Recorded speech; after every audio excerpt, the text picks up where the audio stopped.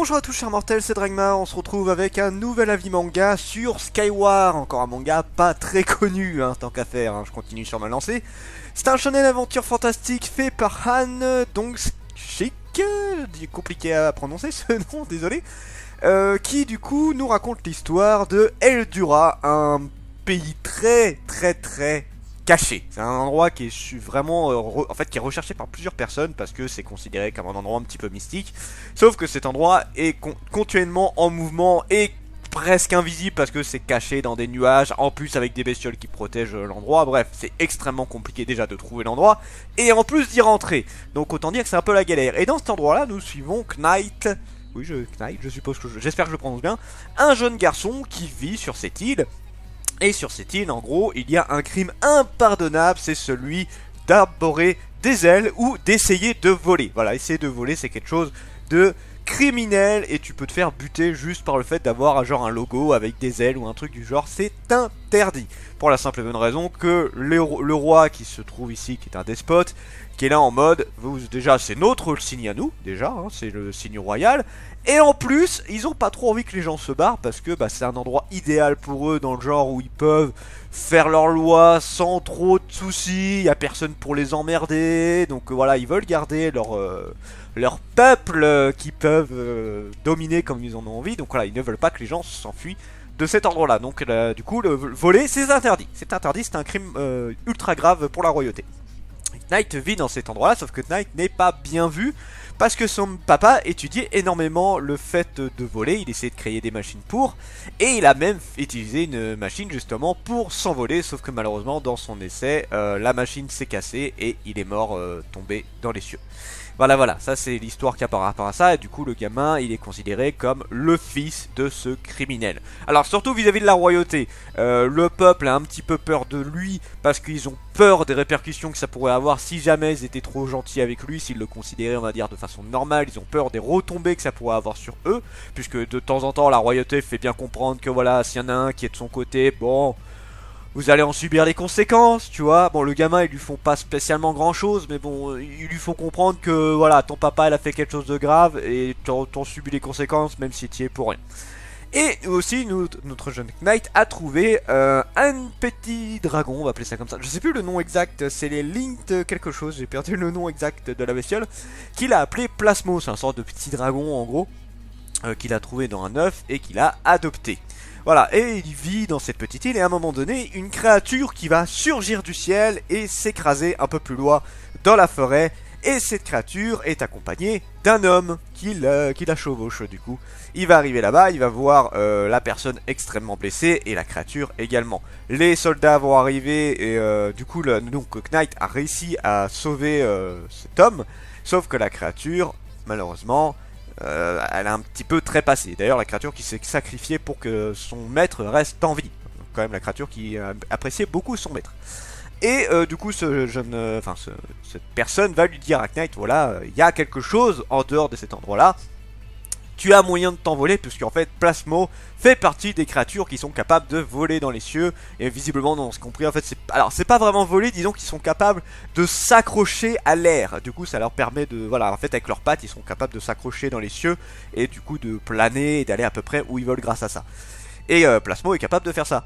Même si c'est un bébé, parce que là c'est un tout petit dragon, il n'est pas encore à l'âge d'adulte, il est même pas à l'âge d'ado, il est vraiment à l'âge bébé. Et mais il a déjà la capacité de faire ça. Et du coup il va s'aider de Knight pour s'envoler de cet endroit. Voilà, donc ça c'est pour l'histoire principale. Alors pour mon avis sur le manga, j'ai plusieurs trucs à dire. Le manga, alors je vous avoue que bon, le manga est sorti il y a un moment. J'ai eu un peu de mal à le lancer. Voilà, le fait qu'il y a eu confinement, j'ai pu enchaîner pas mal de mangas. Là j'enchaîne pas mal de trucs ces derniers temps grâce à ça. Mais sans ça je pense que je l'aurais pas lu avant très longtemps. Je regrette un petit peu du coup de ne pas l'avoir lu avant parce que, alors, c'est bien qu'il y ait eu 2 tomes. Parce que le premier tome est sympa mais pas exceptionnel, le deuxième tome est déjà beaucoup plus intéressant. Vous allez vite comprendre pourquoi je préfère le deuxième tome. Du coup, voilà, donc là, le manga nous parle un petit peu, voilà, de cet endroit un petit peu secret, de cette ville où personne ne peut aller. Et là, voilà, il va partir de cet endroit et on va découvrir un petit peu le monde extérieur. Sauf qu'on va se rendre compte que la personne qui est arrivée sur l'île, en fait, c'est un pirate. Voilà, c'est un corsaire, on va dire ça comme ça. Il a tout un équipage et en fait il va s'occuper de lui, sauf que voilà, c'est du vol, c'est de l'attaque, voilà, il fait ce que les pirates font habituellement. Donc Knight il s'est un petit peu fait couillonner parce qu'il va devenir un petit peu son esclave. C'est un grand mot, il va devenir voilà un matelot, tu sais, quoi, de plus bas étage. Donc tu fais la lessive, tu fais le nettoyage, tu fais la cuisine, tu sais, en faisant les patates et trucs du genre. Bref, voilà, il se tape toutes les sales besognes. Et il se rend compte aussi qu'ils voilà, ils sont dans la vie à la dure des pirates, mais il aime pas forcément ça. Donc voilà, ça se développe au fur et à mesure, mais il y a beaucoup de choses très intéressantes qui se passent tout au long de l'histoire. En total, il s'est passé pas mal de choses, mine de rien. Et j'ai quand même hâte de voir ce qui va se passer. Parce que là, pareil, on a beaucoup parlé là, de la race en question. Je suis désolé, j'ai perdu le nom de la race. J'ai perdu le nom de la race en question, c'est un peu dommage que je retrouve pas où c'est. Et là, j'espère qu'on va en apprendre un petit peu plus. Parce que là, en gros, on sait que voilà, ils peuvent changer, qu'il y a différents types de cette espèce-là. Il y a les classiques, il y en a qui sont un peu plus rares, voilà, qui grandissent plus ou moins vite. Bref, il y a plusieurs trucs et qu'après, voilà, ils s'entraînent. Là, par exemple, chez les pirates, ils s'entraînent quasiment tous à voler sur ces créatures-là. Voilà, donc là, je vous ai fait un petit peu un gros truc par rapport à tout ça. Et ok, désolé, j'ai eu un truc. Et voilà, maintenant, je vous fais le potentiel manga. Pour l'histoire. je me suis tellement brouillé sur ce manga-là, c'est assez puissant. Pour l'histoire, l'histoire du manga est pas mal. En fait, c'est assez marrant parce que tu pars vraiment d'un truc, tu sais, genre la cité interdite, ou enfin interdite, pas vraiment interdite, mais la cité quasiment introuvable. Et là, ils ont réussi à trouver par bol. Et même, je le redis, hein, il faut avoir du bol pour tomber dessus. Et après, il faut réussir à aller dedans. Et ça, c'est autre chose encore. T'as 2 levels assez balèzes pour ça.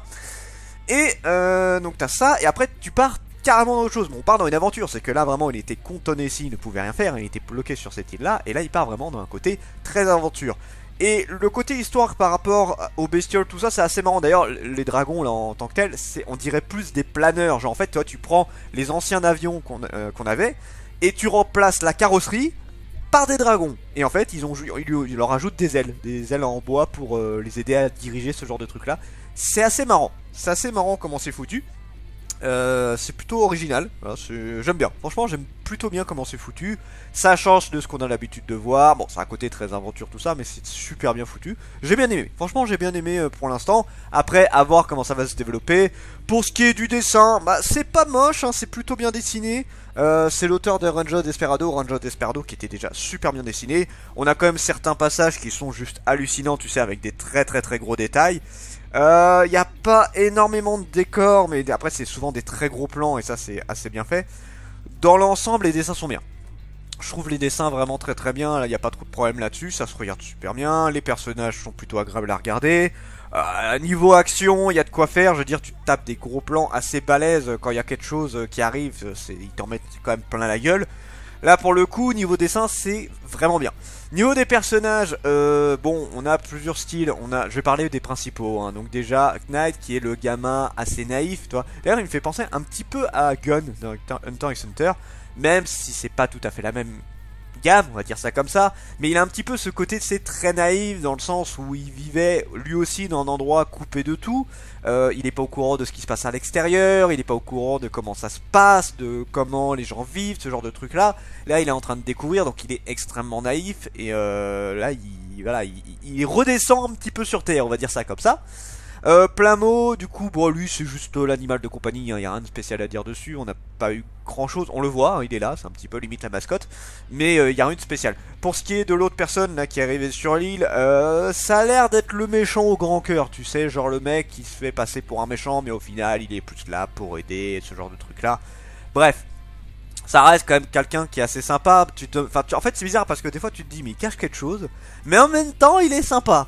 On est dans des dimensions un peu particulières avec lui. Tu sais pas s'il est gentil ou si c'est un connard. Tu sais pas. C'est la grande question que j'ai par rapport à ce personnage-là.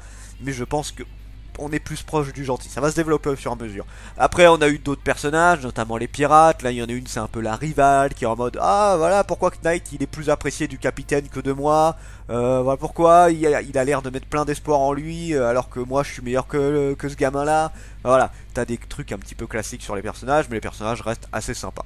Jusqu'où le manga peut aller? Alors la série finit en 8 tomes. Bah je sais pas. Là à la fin du deuxième tome, c'est parti pour un sorte de concours de vol à rapport avec les créatures que je parle depuis tout à l'heure. Bon, est-ce qu'on va partir dans une vraie aventure ou est-ce qu'on part dans quelque chose avec à chaque fois des petits trucs à la con? Je sais pas, il y a vraiment moyen de faire quelque chose de très très cool. Franchement, il y a vraiment moyen de faire quelque chose d'extrêmement cool. Et j'espère que ça va rester là-dedans. Déjà en plus, j'adore le côté piraterie. Pirate de l'air, ça me fait penser à Sky of Arcadia. Je suis extrêmement fan de ça. Donc juste pour ça, je suis content. Donc j'espère réellement que ça va aller vraiment dans le côté pirate de l'air. Voilà. Qu'on va rester un petit peu plus dans le côté pirate de l'air et voir un petit peu au fur et à mesure. Je sais pas comment ça peut se développer parce que là au début on avait le mystère par rapport au fait que voilà les gens peuvent, enfin ceux à l'extérieur, il y a quelque chose à l'extérieur de l'île. C'est-à-dire j'aurais lu que le premier tome, je dis ah ben du coup qu'est-ce qu'il y a à l'extérieur, mais là dans le deuxième tome au final ça a été un petit peu switché en mode bah voilà maintenant ça c'est ton quotidien maintenant. Oui, mais avant il connaissait rien de tout ça. Alors le gamin est surpris hein, de plein de choses effectivement, mais t'es un peu en mode t'as l'impression que tout est normal. Et bah non, c'est pas normal pour le gamin, c'est quelque chose de très nouveau pour lui. Donc bon, le manga reste quand même très sympathique. Je sais pas à qui le conseiller si vous aimez un petit peu les mangas qui changent du côté aventure, parce que là on est vraiment dans du aventure piraterie un petit peu particulier. Ouais, c'est sympa. Ça a même un côté un peu la Cité d'Or, tu vois, au début au moins. Au moins au début, je trouve que ça a un côté un petit peu Cité d'Or. Je sais pas si ça va évoluer dans ce style-là plus tard, mais ça reste sympa. Si vous aimez le côté aventure, ça plaira. Donc voilà. C'était Dragmar et je vous dis à la prochaine, chers mortels.